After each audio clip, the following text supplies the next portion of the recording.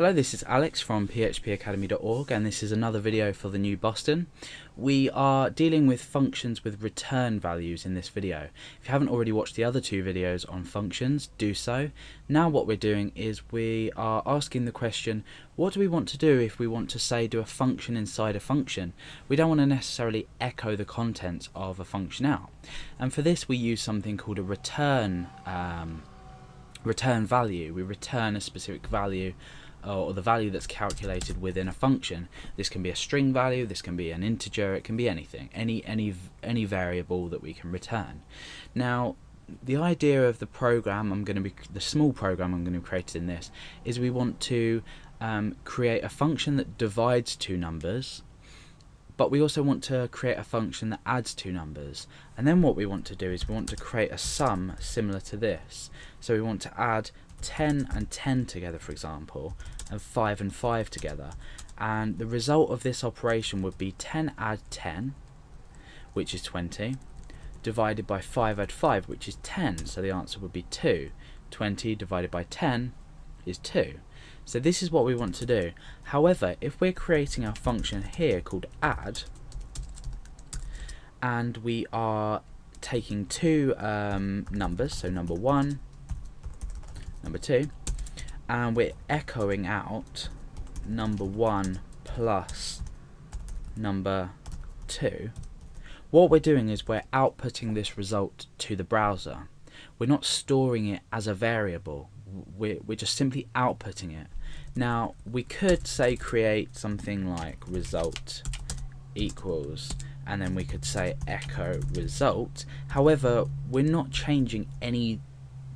really changing how the code works. All we're doing is making it longer for ourselves. So what we really want to do is we want to be storing a result, but then instead of echoing it, we want to be returning the result. Now you don't always have to return or even echo or anything in a function. A function can purely work in itself and not display any output. It doesn't need to display output. However, we're returning the result of this. Now look what happens when I go to add two numbers together. We add 10 and 10. We're putting an argument in here which is 10, that's equal to number 1, and then 10 which is equal to number 2 here. So the result is going to be basically 10 in this case, add 10, and we're returning the result which will be 20. So I've called this. Now what's going to happen? Absolutely nothing.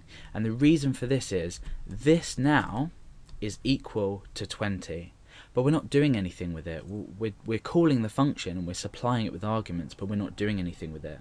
So in fact what we can now do is echo out the function in itself, and what this is going to do is it basically means we can either use this as a variable on its own, or we can echo it out to display it to the user. So this will now echo out 20 to the screen. And what this means is that I could say add 1010 plus 100 and echo that out. So what we're doing is we're including this function, the called function, inside another mathematical sum. So now let's refresh and we should get the result 120, which we do. So you can see now that instead of echoing a value, we're returning a value. Therefore we've got so much more freedom now to use this as a variable in itself. So the example I showed was we had an operation here which was 10 add 10, should really be displayed like this, 10 add 10, and 5 add 5, and the result of this is going to be 2.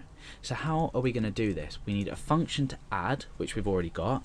We've got a function to add up here, which we can use for this, and we can use for this. We don't need two different functions. We can add 10 and add 5, add 10 and 10, add 5 add 5, and it will produce the same result with the same function.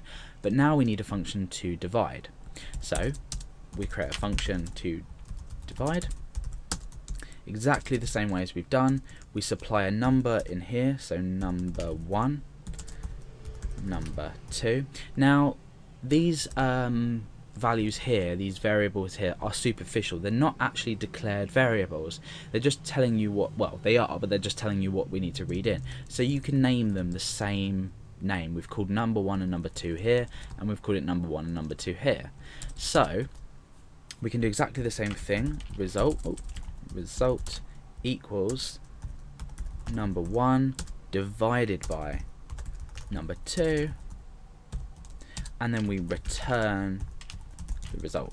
Okay, so now let's run this program to make sure we don't have any errors, which I don't think we will do. No. Now we need to take the original sum that I wanted to achieve, and we need to put it into practice with just these two functions. And it's simple.